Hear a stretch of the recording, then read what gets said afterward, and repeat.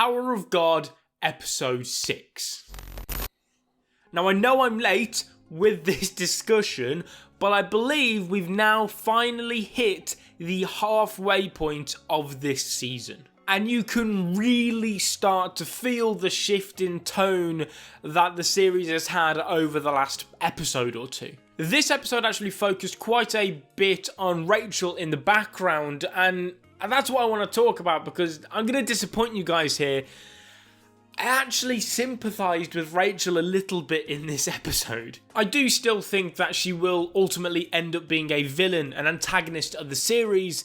However, in this episode, I sort of looked at her in a different light. Because the thing I'm going to be blowing completely out of proportion this week when it comes to Tower of God is in fact chocolate. Rachel ate a lot of chocolate in her room. But it's not quite the same as when Rak just completely scoffs chocolate bars down. I mean, when Rak does it, it's clearly out of enjoyment and comedic value above anything else. But there was nothing funny in how Rachel was doing it, so instead it gave me a little bit of an insight into the personality of her character. Listen, she could just be some absolutely crazy chocolate addict, okay? But considering the circumstances and some of the real life effects of constant eating chocolate does to you, it seems more like she's anxious and nervous and depressed. Which, if anything, just adds more fuel to the fire when it comes to her true motives. Now, originally, I thought that she led Bam into the tower on purpose. But in this episode, she seemed much more concerned over Bam above anything else, which is why I sort of felt for her a little bit. But then I remember how she essentially raised Bam to worship Rachel and how she gave Endorsey permission to kill them all back in the crown game. Which, by the way, why did Endorsey ask that? And why did Rachel allow that and say that if they had no intention of winning the crown game at all and in fact protecting Bam in the end?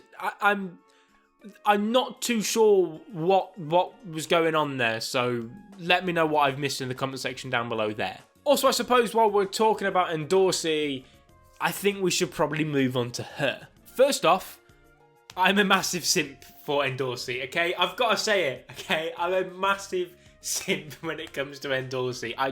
I love her character. Secondly, her influence on the story is much better than I actually anticipated it would be. Her being a princess of Jahad was a really nice twist in this episode, and her newborn rivalry with Anak as well was also an interesting touch. You then get the slight bombshell just sort of sprinkled in there as she also seems to show some suspicion over Rachel, her own teammate. All in all, she is a character that has also just suddenly shot up to near the top of my favourite character list. You had the fight between her and Anak in this episode, which was, although it was only a slight little bit at the beginning of it, it was brilliant. Because it included a massive reveal into why Anak is referred to as imposter. She's actually the orphan of the real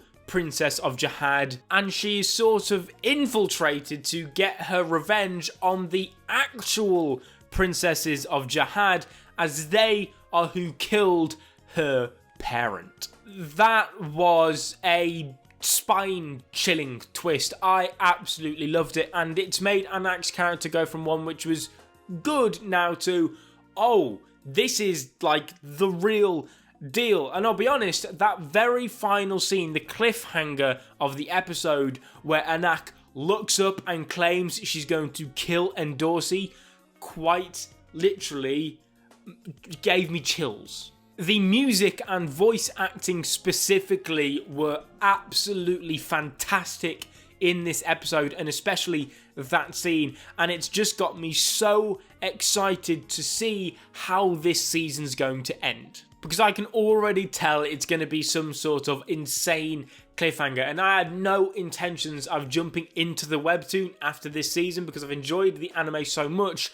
Part of me wanted to stay as an anime only to experience the series. However, I just got this feeling that if the cliffhanger is going to be that good as how I'm thinking it's going to be difficult not to then keep reading through the webtoon. There was also a couple other things from this episode, such as the Shinsu administrator contract with Bam and some of the other characters. Bam's Shinsu administrator actually says that this contract will probably be more of a shackle above anything else for Bam, which is a really interesting line because you can look at it in many different ways. But to me, the way I looked at it, it makes it sound like, if anything, Bam's now restricted in how much Shinsu he can actually use. I feel like it's going to limit his power because, like we saw in the last episode, Bam is crazy OP when he wants to be. I'm guessing the inclusion of this contract, if anything, will help the story in power scaling, as it will bring Bam's power levels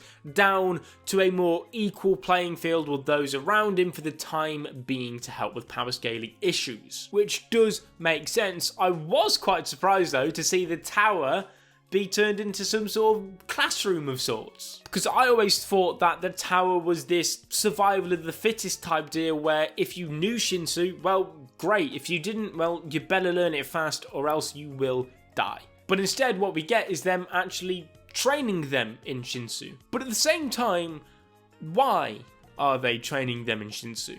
Because to me it feels like they're training them something other than just, oh yeah, if you're going through the tower, you'd probably, it'd be of assistance to you if you knew how to use Shinsu. They even told them their different tactics and methods in battle, which makes it feel like they're almost training them to be some sort of army for the tower. I think I'm looking far too deeply into that, but it does feel like there's another motive at hand when it comes to this tower, other than just, oh yeah, there's a tower, climb it, you'll get something in the top which you've always desired.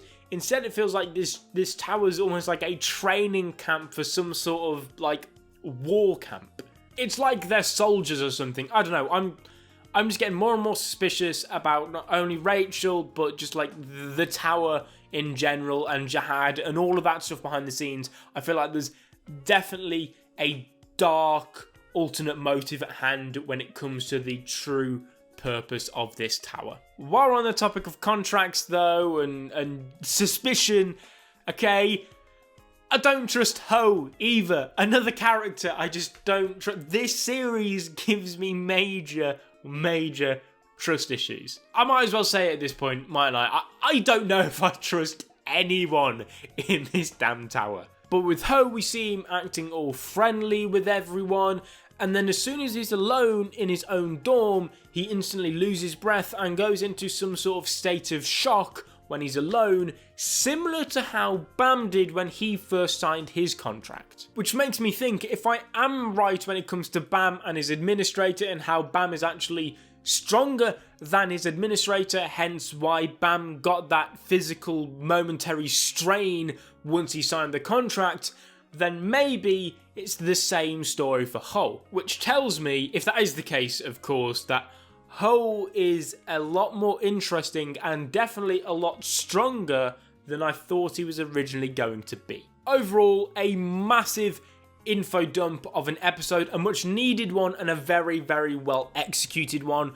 I again cannot wait for the next episode of Tower of God. It is absolutely on fire right now, and a lot of you guys are telling me that season 1's like not even the best bit, it's like the weakest season when it comes to Tower of God. Like, I'm getting severe Hunter x Hunter flashbacks here. I loved the Hunter exam and everyone was like, oh no, that's probably like the weakest part of Hunter x Hunter, and I'm like, what? You're telling me it's only gonna get better? You're kidding. You've got to be kidding. I'm absolutely in love with it right now. I cannot wait to see what direction this series goes in. I hope the anime comes out fairly frequently because I want to try and stay back from reading the webtoon, but it sucked me in, okay? I'm thoroughly, definitely 100% on top of the Tower of God hype train right now. Leave a like on the video if you enjoyed. Subscribe if you're not already to become a member of the Senpai Squad. Get in the comment section down below and let me know what you guys thought about the episode. I'll be seeing you guys in another video very soon. But until then, as always, peace.